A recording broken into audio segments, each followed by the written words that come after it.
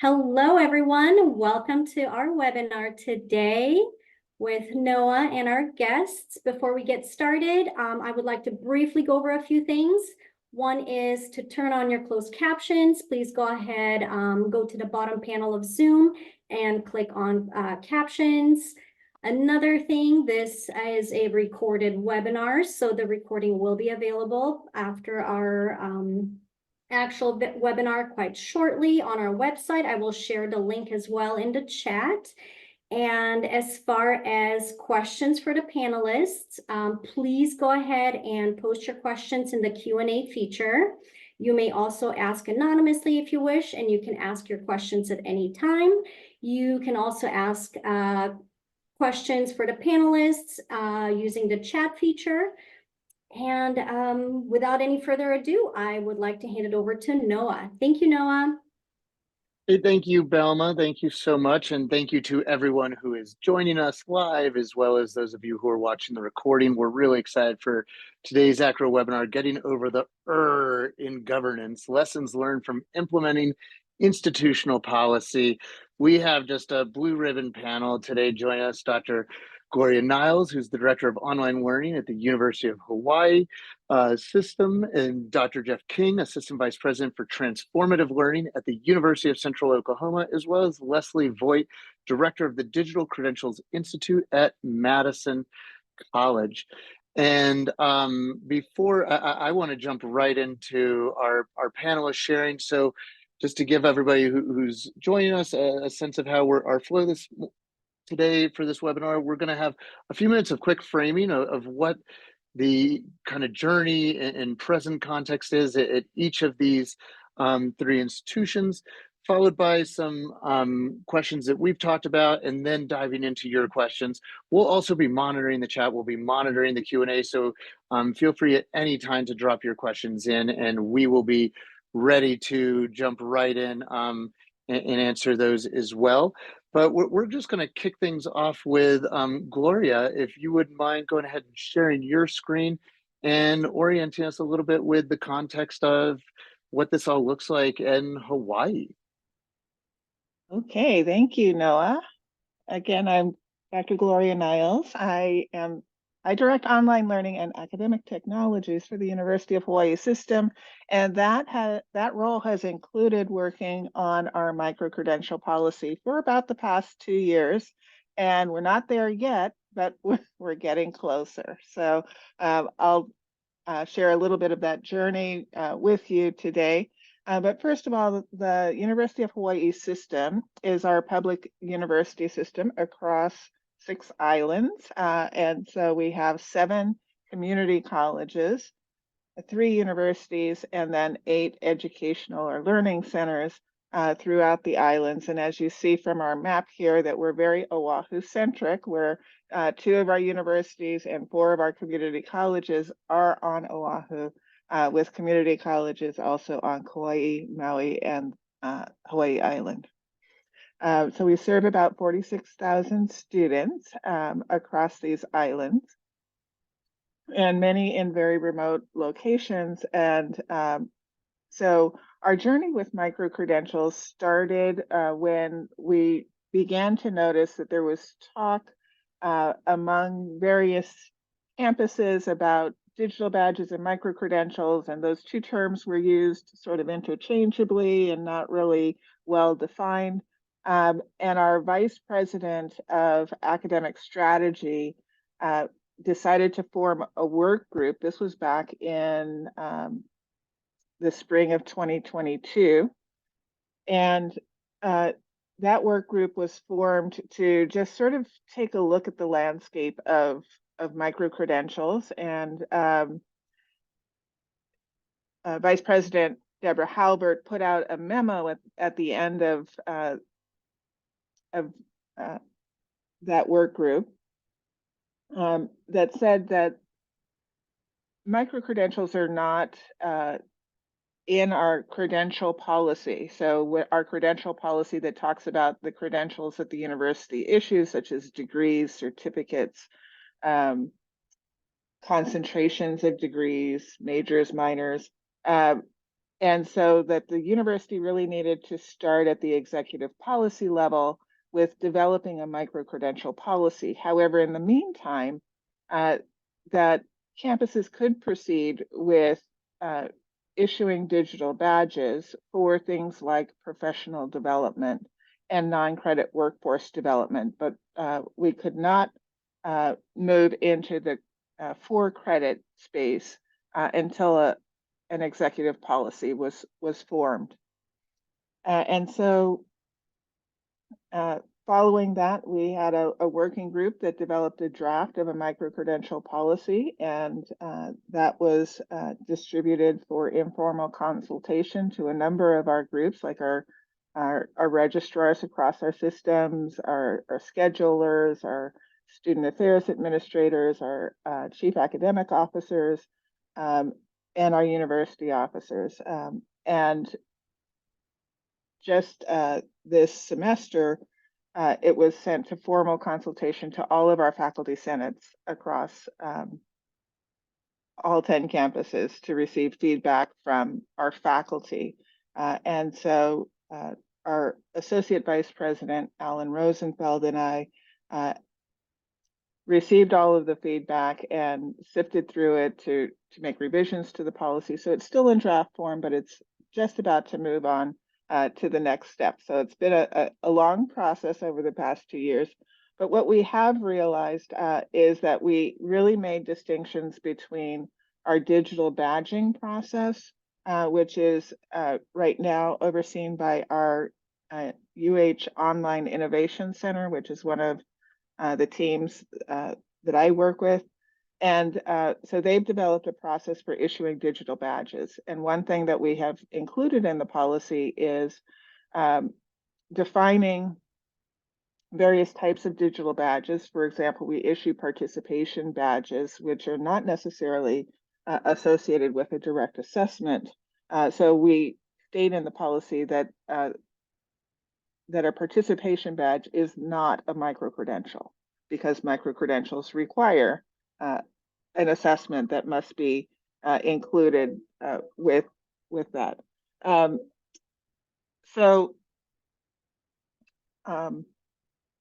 We clearly had to define digital badges, what a micro-credential is, and various sort of a hierarchy of badges. So foundational level knowledge badges versus application badges that might be more proficiency or assessment or mastery level of competency, but that they're all skills-based.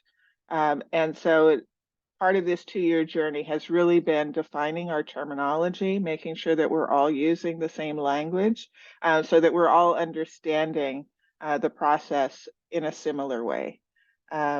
And then finally, our Good Jobs Hawaii is offered through our community colleges. It's a very well-funded program right now where we're able to do upskilling and reskilling, both credit and non-credit programs that have been issuing digital badges for particularly for the non-credit participation, and then participation badges for the credit side, since our policy is not yet in place. So all of those sites that I mentioned are linked here. And finally, we have micro-credentials written into our 2023 through 2029 strategic plan. And I've linked there where I'll show you on our imperative that the second bullet on the objective is to enhance non-traditional offerings, including micro-credentials, serving needs of specific groups of students and industry certified credit and non-credit credentials for those seeking upskilling and career change opportunities. So it is documented in our strategic plan that this is a direction that the university system is interested in following. So I'll end there and turn it back over to you, Noah. Yeah, thank you so much. And you know, I could see Wesley and Jeff nodding along with some of what you said, especially with having common definitions. I'm guessing that we have dozens and dozens of AACRAO members who are watching this who are probably vigorously nodding along and also wondering how across multiple campuses and islands you have gotten there. And folks who are joining us live, we will drop Gloria's slides momentarily into the chat so that you're able to navigate as well. But next up, Leslie, if you want to go ahead and share your screen and share a little bit about the context at Madison Technical, as well as if you want to introduce the Digital Credentials Institute as well. Okay, thank you, Noah, and thank you, Dr. Gloria. That was great. I definitely agree with everything you're saying, which is why you're seeing us over here like, yes, that really works well. I am from Madison College. We are located in Madison, Wisconsin. That's where our main campus is, but as you hopefully can see on the map here, we cover all or part of 12 different counties within Wisconsin. So we are not small, but not huge. We kind of fit in that middle space. We are a 2-year technical college. So we're a little different audience than what Dr. Gloria was dealing with, although she has some technical colleges under her wingspan as well. So she's dealing with those as well. We are one of what we consider the OGs in badging when it comes to this digital badge, micro-credential, digital credential.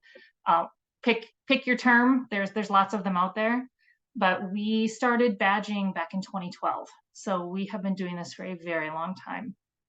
We were a beta tester for what was originally called Pearson Acclaim.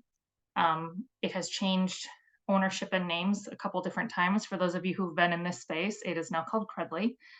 That is still currently who we utilize as our badge vendor primarily at Madison College. And I say primarily because when I talk about our Digital Credentials Institute, we have partnerships also with Canvas Credentials through that work. We are a little different in what we do with badging because we've been in this space for so long. We have multiple lines of badging. Each line is defined, has different definitions, different rules around it, different policy. Very similar to what Dr. Gloria was saying, that the only way that we could make that work was to actually create the policy and create the rules around these. If you do not define things, if you're not all speaking the same language on what these things are, you're going to devalue everything you've created. So I cannot say that loud enough or clearly enough, but that's how we've been able to get to the space that we're in. So the Digital Credentials Institute is my department. We are both internal and external facing. We are unique in what we do in the fact that all digital credentials flow through my department for all of Madison College. They all get issued from my department currently. They're all created within my department. We are not the content experts. I'm going to be very clear on that. We work with the faculty, we work with the program directors, they are our content experts, but they all flow through us. So we've created one space that is the epicenter of all things digital badge, digital credential, micro credential. It has worked really, really well because it has forced us to have conversations with areas around the college that are doing similar things that maybe they weren't even aware that they were doing similar things. So somebody wants to create a COVID vaccinator badge. If you check our links, you'll see we have one out there. We have many different areas that wanted to do this, but they didn't realize other people were doing this. So we bring them all to the table, or at least give them the opportunity to come to the table to talk about creating this badge before that is allowed to be created.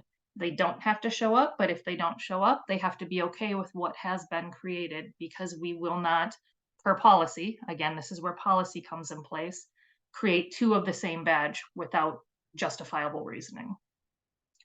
So internal badges, credentials, micro credentials, all flows through. The difference about this department is we also work externally.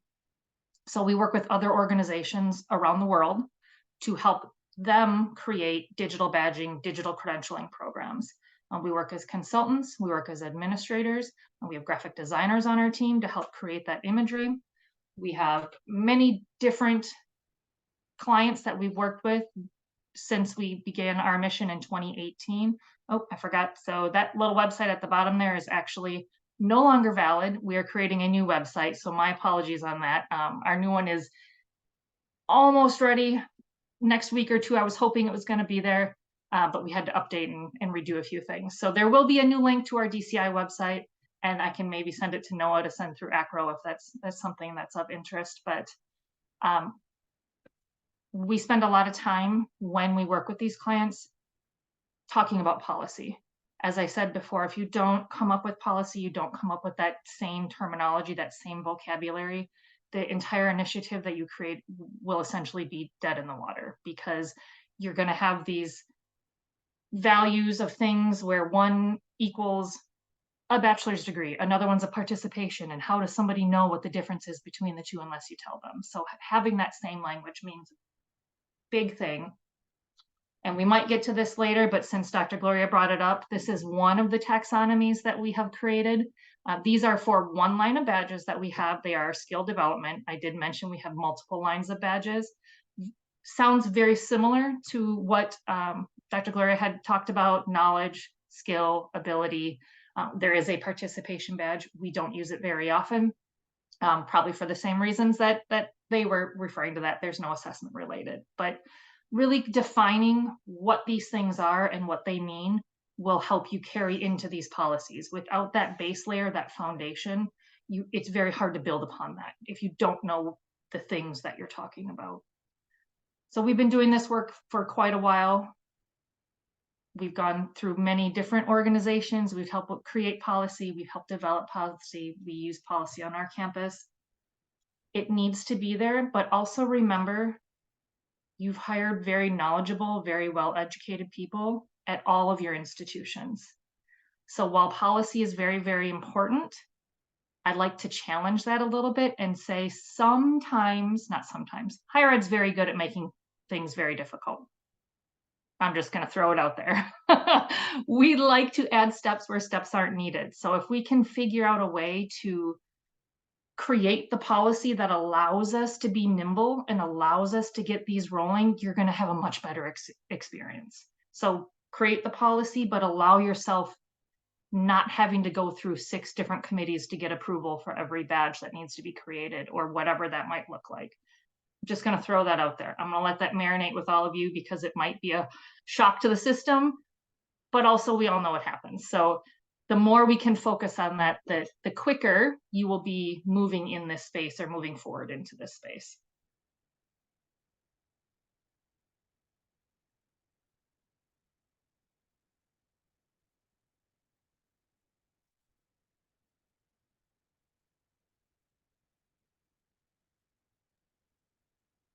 Leslie, thank you so much for that. And I can definitely validate, like she said, that Leslie and her guys have been at this pretty much as long as anybody. Has been really neat following your work since I think I first saw it in 2015 or 16, and it has been just really cool to be along for the ride. And I'm also already, between you and Gloria, noticing some themes that Jeff, I saw you kind of nodding along there, that I have a feeling you're going to also start to surface some of these same patterns. But without further ado, we'll go ahead and have you screen share and jump into sharing the context at Central Oklahoma.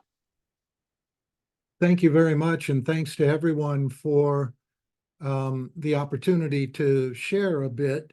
I am serving in a couple of different positions at the University of Central Oklahoma, Assistant Vice President for Transformative Learning, but also Executive Director of the Center for Excellence in Transformative Teaching and Learning, which is the unit where Stellar Student Transformative Learning Record was birthed about a decade ago. And that's certainly an institution-wide initiative. And I'm just going to take a couple very brief minutes here at the beginning to contextualize what that is as a complete institution-wide initiative, which of course has required a lot of processes and programs and technology and everything else to support it. But I want to get into lessons learned, some things we did well, some things we might not have done well. So if I had to try and squeeze Stellar onto one page, this very busy page right here is it. Stellar is an evidence-based process in both the curriculum and the co-curriculum where we develop students in those beyond disciplinary skills, as well as workforce preparation, and a holistic development as quote unquote good human beings. Very definitely one of the outcomes that we seek with this. And so we have rubrics to assess reflective narratives in which students, in terms of what they write, where they try to articulate or speak or on a video, however our faculty collect it, try to express their internal feelings, their sense of self, their perspectives, and so forth. And so we have a robust set of rubrics, and the stellar snapshot, as we refer to it, which tracks this development across 5 of our central 6 tenets, the 6th being, as you can see hanging out on the left, discipline knowledge, which we think is tracked on the academic transcript. Well, when you combine the academic transcript and our stellar snapshot, that is what we would term our comprehensive learner record. And this is another way, kind of an interesting graphic to get a handle on what are the types of development that we shoot for in working with students to develop in these areas. And this is a MetroMap layout of what our Stellar Employer Advisory Board generated in an October 2016 meeting when we asked this group of HR vice presidents and hiring managers, if you hire a UCO graduate who has achieved that top level, the transformation rating in each of these 5 areas, what would be the skills that you would expect them to possess at a fairly decent level day one of hire? And so we took those 5 columns from that round robin work group session, and we laid out a MetroMap, and the transfer stations are simply places where the same skill appeared in 2 or 3 columns across these 5 central tenets. And so that brings me to spending a little bit of time talking about lessons learned, looking back on it, what the experience taught us. It continues to teach us. As I mentioned, we're a decade into this now. We have over 65,000 assessed student narratives by trained faculty and staff using those robust rubrics. And so there have been a lot of lessons we've learned to help support student success and faculty success. But speaking on the institutional side, what have we learned about things like how to pull this off? What kinds of things are good to keep in mind? And one of the things we think we did well was this first bullet in terms of involving all constituencies, because we convened an institution-wide stellar project team, knowing that this initiative was going to live across the entire campus: academic affairs, student affairs, information technology. And it was very successful because we had the people that were going to be affected at the table from the very get-go, including students where that was appropriate and where the timing fit to get their input. One of the things that was particularly successful, and this was the brainchild of a former associate VP, is that we had 3 vice presidents sponsor the project team. The reason that was very helpful is it meant that we got cabinet level information being fed from the project team up through their vice presidents, so that the vice presidents would be able to speak intelligently about the development of the initiative at cabinet level meetings. The other thing this did naturally was it got skin in the game among those VPs, because it was their employees who were dedicating that 90-minute every Friday meeting that we set up with the project team. So we think that was a very positive thing we did. Another, looking back on it, is probably a no-brainer, but I've seen it missed sometimes, and that is the very early involvement of institutional effectiveness assessment and research, so that you begin building from the beginning what you think your measurements need to be and what are the metrics and how are you going to display those findings. And then we did this one, we think, to a fairly good degree from the beginning, and that is keeping the users, all the users in mind, and making everything as easy as possible for them. This was particularly important for faculty. It was the reason that we developed this, so that the way to implement it in the classroom was not to create new stuff in terms of new assignments that had to be done in their classrooms, but create a way for them to associate one or more of the tenets to an existing assignment. And then one we didn't do so well, but one I highly recommend, is to audit all the web pages connected to the initiative. This connects a little bit to what Leslie's comment was previously regarding using consistent terminology. But if you don't have it consistent, branded well, and so forth, on all your web pages, that can be a stumbling block. And so we learned some lessons there along the way. And the last thing that I'll finish with is, as with Madison, this has been successfully exported to other institutions. The largest institution in Ireland, for example, a highly regarded R1 in Sao Paulo, other institutions here in the US. And we do have a consultancy model now for working with other institutions. We're currently working with the College of Coastal Georgia, a 2-year institution, but we've worked with other state universities, 2-year institution in Canada. And so this approach works no matter mission, type of institution, and so forth.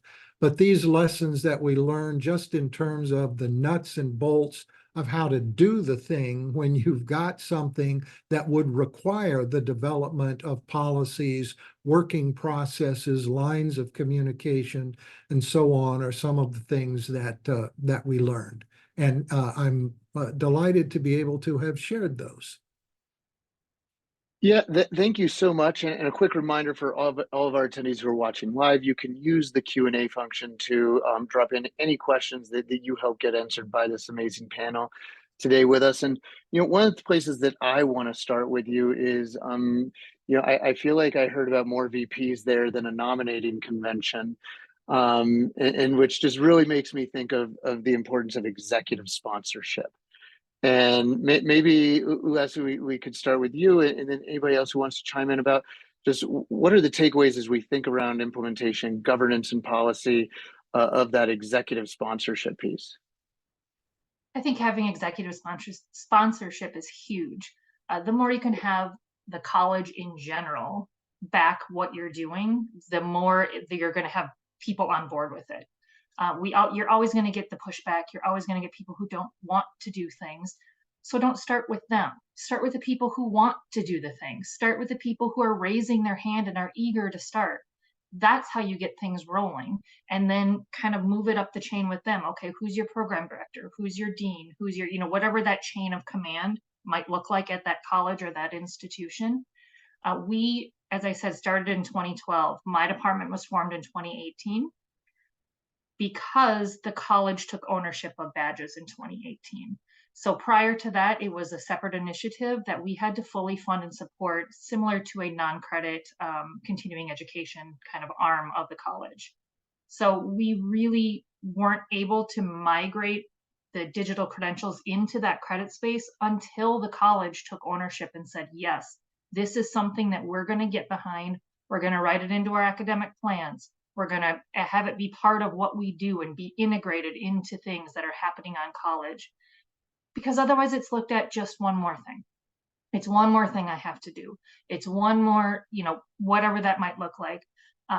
Dr. King, you made a great comment about looking at how you roll this into existing assignments. Don't try not to make it be one more thing. We're already doing things great on our campuses. Every single one of us, every single campus.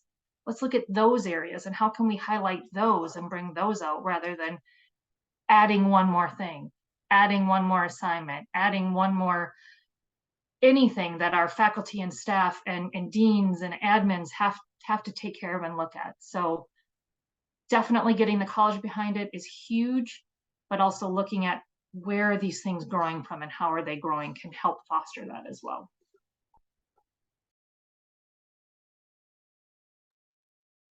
Noah, one quick comment also about the VP sponsorship. I don't know if any of your institutions might be similar, that sometimes there's a little bit of divide between academic affairs and student affairs.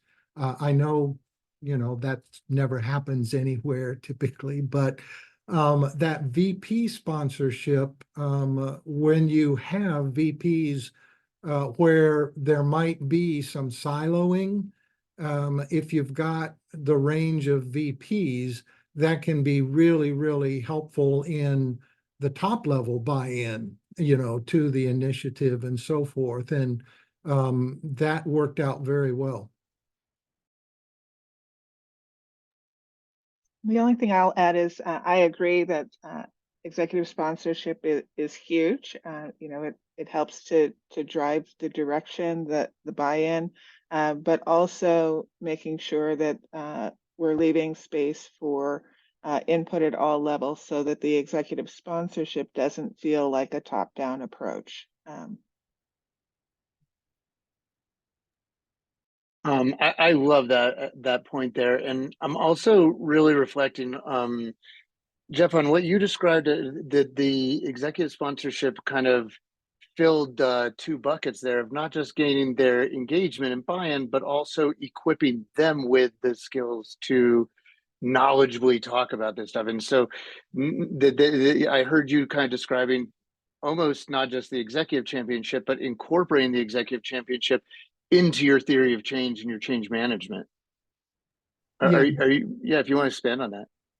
Yeah, that's absolutely the case. And for any kind of a very broad initiative, getting that level of ability to message is really important. One of the ways that we saw this play out, which you might not typically see, is that when these vice presidents would attend conferences that are typical for them to attend, given the areas in which they work, they were able to carry the message cogently about the initiative. And there were several of these conferences where there was a mixed team that presented folks from student affairs, not just at the VP level, but all the way down, if you will.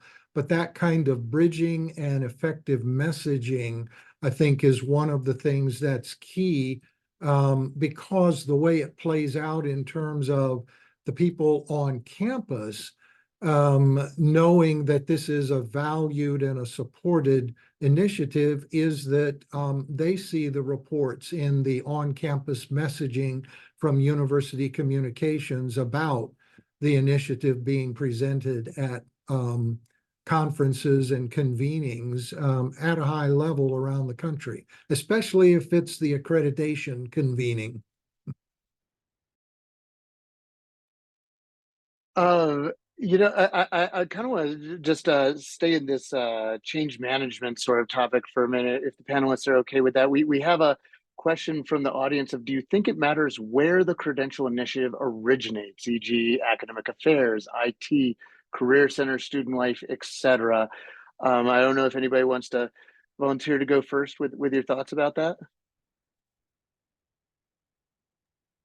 I'm happy to. I don't want to step on toes here, but do I think it matters? No, I really don't. I think as long as it's happening, a great place, and I know I saw concrete notions of executive sponsorship in the chat. If you're looking for ways to get started, if you're not there yet, grant funding is a great way to bring things to campus, and then to also get those VPs aware of what's happening, because grants generally have to float up through different areas in order for them to get signed off on, in order for them to talk about them, whatever the reports might look like. And Dr. King brought up the great with accreditation. If you can tie into accreditation in any way, shape, or form, you are going to get more people noticing what you're doing. You're going to get more eyes on the work and more sponsorship and backup of those things. Typically, digital credentials we've seen start in that non-credit space. It's a very quick and easy, and I say quick and easy, I don't say that lightly, but in general terms of higher ed, it's a quick and easy way to see if they work, to really look at what can these look like? What do they look like? But you have to be careful in doing that, because as soon as you start creating credentials, you're branding yourself. You are putting things out there that are from your institution. So make sure that whatever you create, whoever starts, wherever they start, that you are having conversations about what do these things look like? What do they mean? What is their value? So I don't think it matters where. Find your champions. I guarantee they're out there. They will push, they will help push them forward, but make sure you're having the bigger conversations in tandem with those startups and those initiatives. And Leslie, I do not think that there is any AACRAO member who will have heard what you just said and have heartburn. My guess is you're getting some fist pumps right now around the country, because that is just where our minds go. These are branded. These need to be trusted and validated. I want to kind of piggyback off that, Gloria. When we talk about, I heard you describing at Hawaii that you kind of went slow and fast at the same time, and that similar to what Leslie was describing, you by finding places that are ready, you were able to go fast with things that maybe weren't yet ready for policy, and the policy could catch up. Do you mind just sharing a little bit about just that theory of change for change management and approach to implementation of kind of doing the chicken and the egg at the same time? Yeah. So yeah, great point. And what we saw was we didn't want to hold back programs or departments that were already along their way in the process.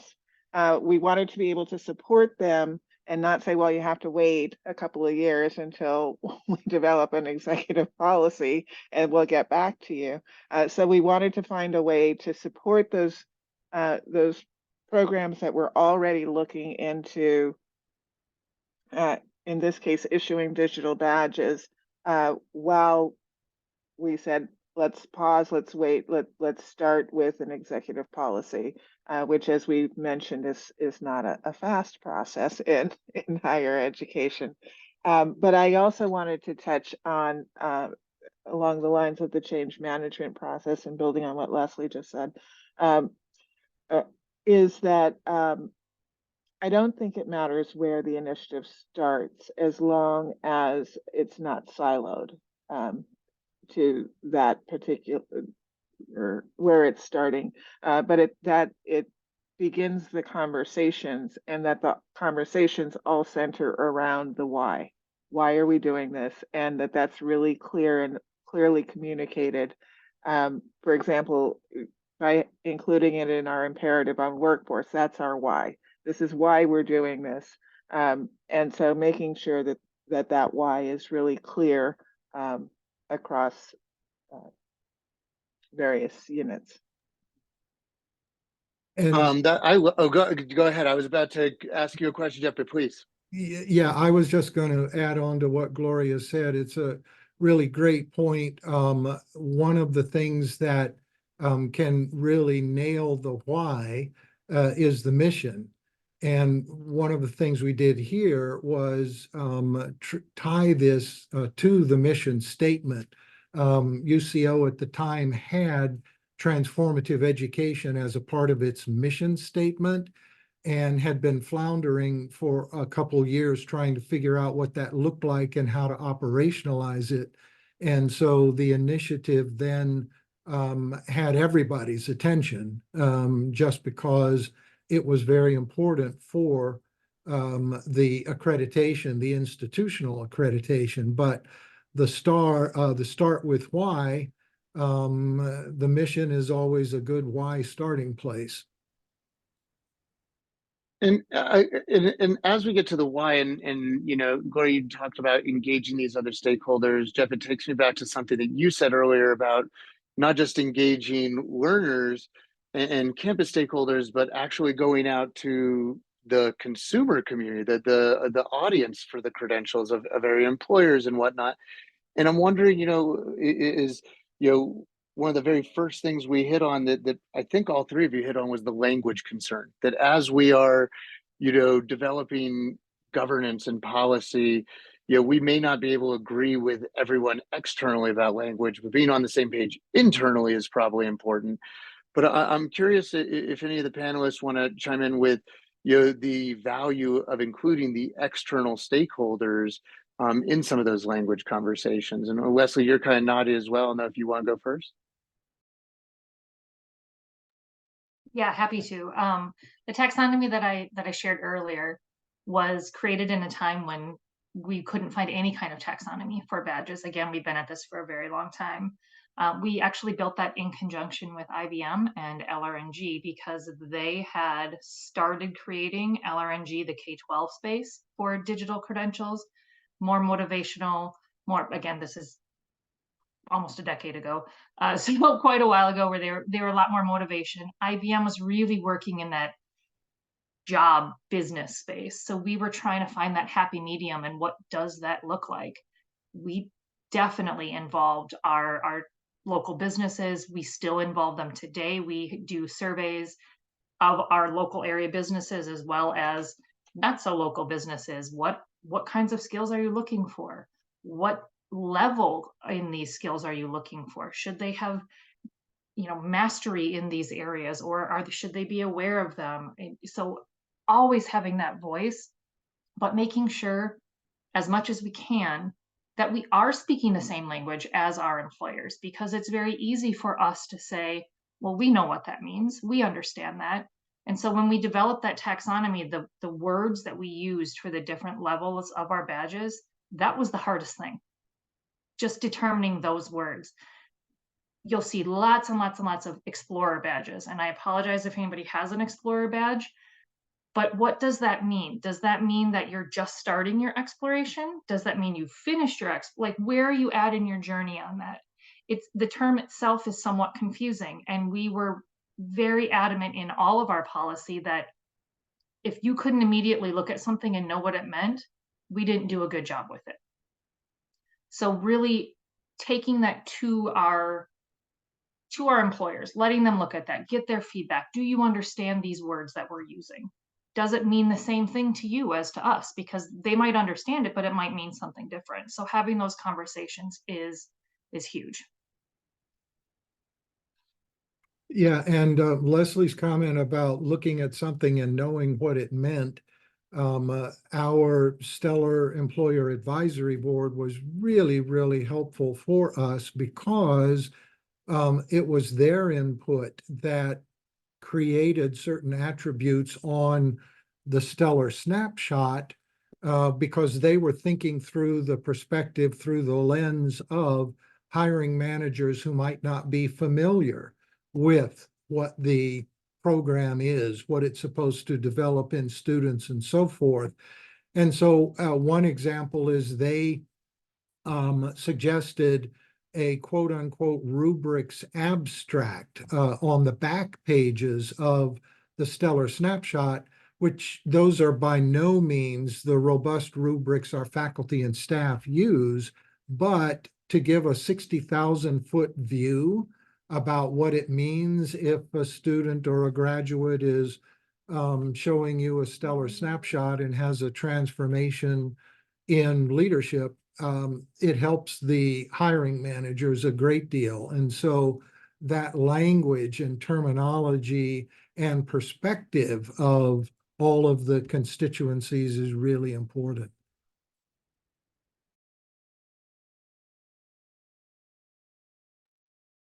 I think that anybody who's paying attention or starting to pay attention to this space is going to start hearing the emerging buzzword of credential transparency. And that is really something that you're hitting on, of knowing what a given credential is credentialing. And I think that expands not just these external stakeholders, but also something I've heard, in all of our credential chats we've been doing. It's been showing up at the conferences we've all been attending, and in everything that you all have been talking about today, and that is really centering the learner.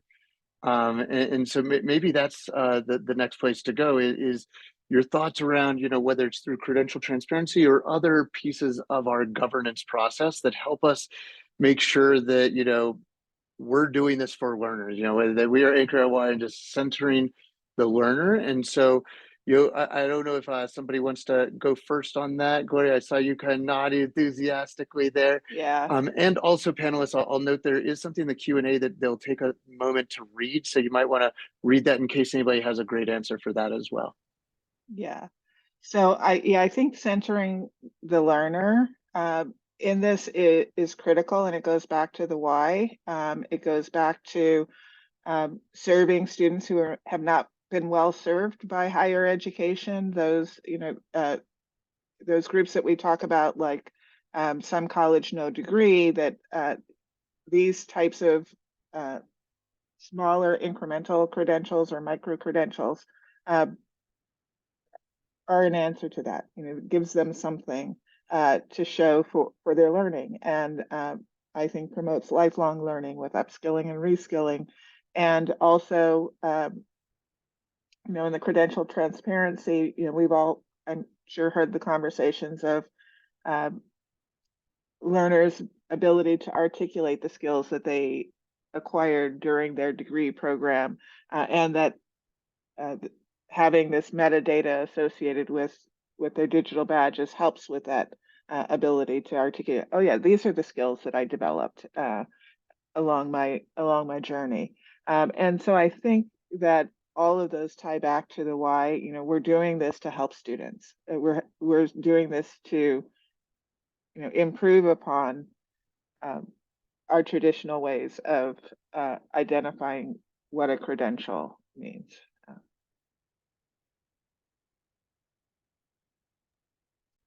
Leslie, it looked like when we asked about that, you might have been writing something down. Before you lose the thought, what would you have? What jump on that, student? I was actually answering one of the questions on here. So no problem. I was listening as well, but I was answering the question about when you should issue credentials. So it's all online, but. Well, if you want to jump onto that as well, just for anybody who's watching this on the recorded version as well, if you want to share your thoughts about that, and anybody who's watching it live, know if you click on the Q&A, you'll be able to see multiple answers now. Yes, I would highly recommend issuing the credential when it's earned. Don't wait until the end. That was a mistake that we made out of the gate, was to wait until the class was over, wait until the degree was earned, whatever that final thing is that the student came for. And what we found was a lot of people were either getting jobs or potentially dropping out before they earned those credentials. And by dropping out, they just chose a different path, not necessarily stop school, but maybe they had to go to work. Maybe they had somebody get sick, maybe whatever their reason is for not continuing in that same path. If we can provide them the credential that gives them that validation for what they have done, they might be able to use that to do whatever the next thing is they need to do. It then also ties them back to us. They know they earned this credential. Maybe they didn't even get a transcript. Maybe they didn't finish a class, but they may have earned a credential as part of that class. And they're like, well, I want more of those. I know I can go back to where I got that from and get more of those things. So it ties us to them much quicker and helps them develop that learning journey at an earlier time and space.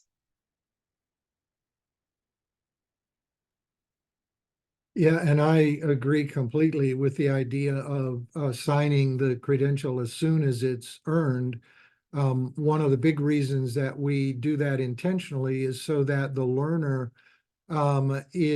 has these credentials, badges, as a formative look at their journey across an undergraduate degree, graduate degree, whatever, and the ability to see your own growth as a learner across time by tracking your development in these areas can be a huge plus when you talk with employers or grad schools in those interviews, because it really makes it apparent that you've been a reflective learner, and it also gives you the ability to answer those questions that are meant to probe for, how do I know that you know this?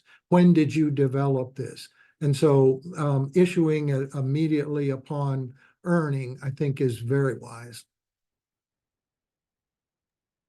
One thing, just as I listened to all three of you geniuses share your brilliant wisdom with our audience today, is that we haven't talked that much about the specific nerdy stuff of micro credentials, of digital badges, that so much of this has really been about change management, about doing the things that folks like registrars and enrollment management professionals just have the expertise in already.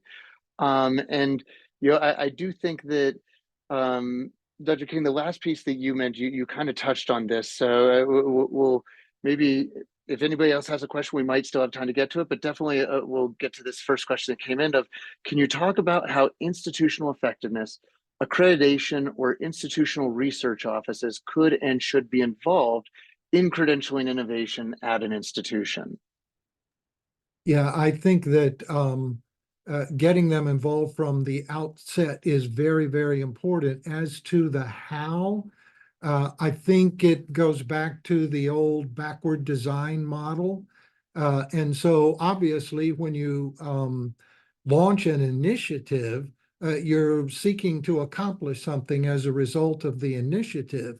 And so in those very early formative discussions about what this is going to do, what we want it to do, if you're using overall a backward design model, once you put a stake in the ground that this is where we want to get to, then working backward from that makes the logical place and mechanism for institutional assessment, research, and effectiveness to get involved in the conversation, because it's going to be, just as one example, really important that you can report your metrics, your progress against your metrics, to the accreditor. And if you didn't do that until after, IE started to get involved, then they might come back to you and say, well, that's a little difficult to measure. We might have helped a little earlier on. So that the backward design approach might be my best answer overall.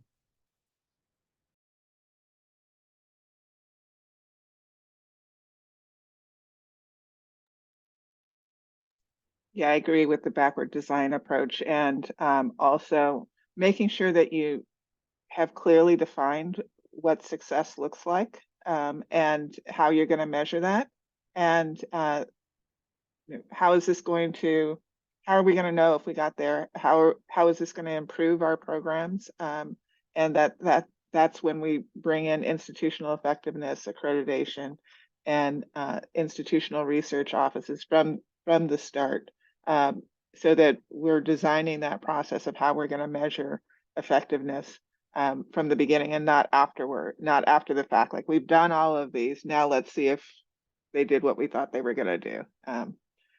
So yes, I totally agree with the backward design approach.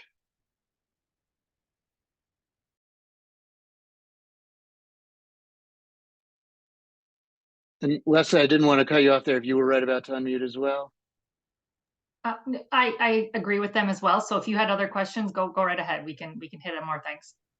Perfect. Yeah, absolutely. And I also, one of the things that I will chime in with, especially on the, measuring and how do we know it's working, and the opportunities for research, is one of the pain points that's been identified in some great articles is, the difficulty of doing research because we don't have the data in the right places in a lot of cases.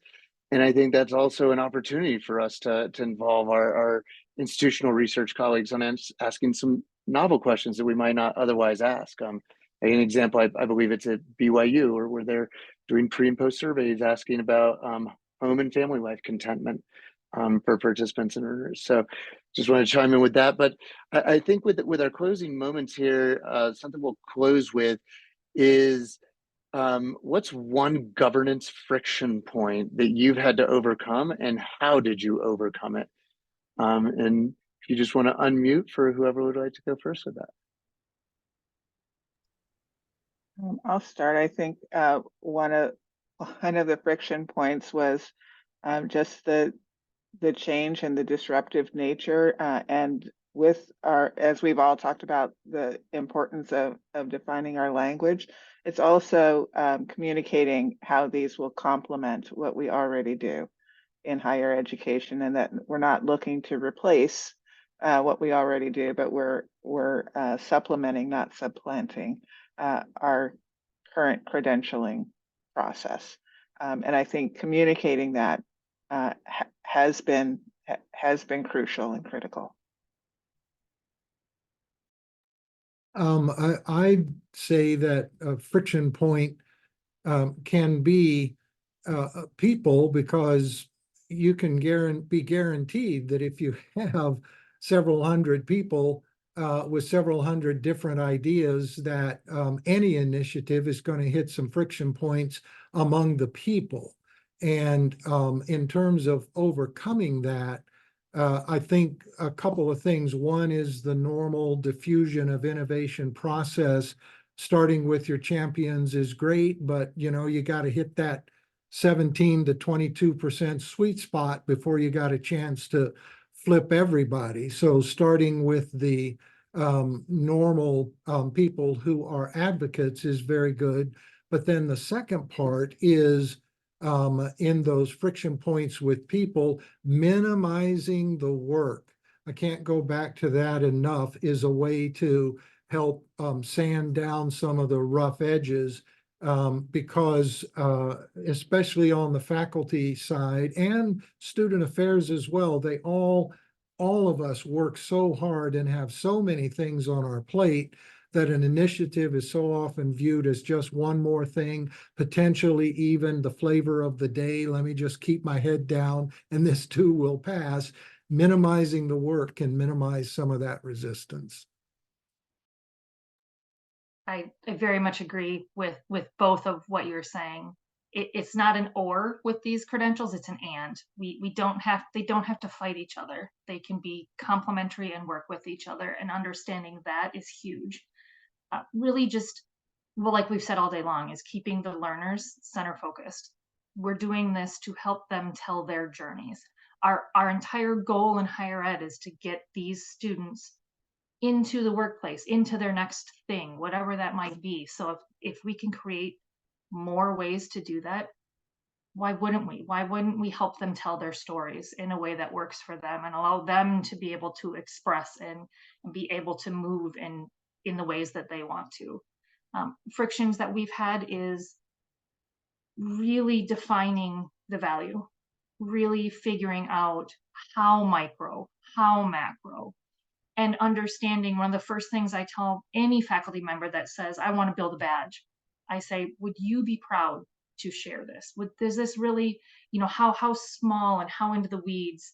That's a tough thing to really think about, because just like when we build portfolios, if you have 700 documents in your portfolio, is it really going to help move you along? So really looking at what are those pieces, figuring out where they are, and again, that micro macro is a tough gray area to figure out. This has just been inspirational. Dr. Jeff King, Dr. Gloria Niles, Leslie Voigt, thank you so much for joining and sharing with our community today. Speaking of community, anybody who's watching live, there is a link in the chat. We do have a whole community on the AACRAO Exchange for this stuff, and it is free. You do not even have to be an AACRAO member to join, to learn, to share, to ask your questions, to share your genius, and to answer others' questions. Thank you so much, everybody, for being here. please keep the conversations going on the AACRAO Exchange. And to Gloria, Jeff, and Leslie, thank you so much. Really appreciate all three of you. Thank you. Have a good day, everybody.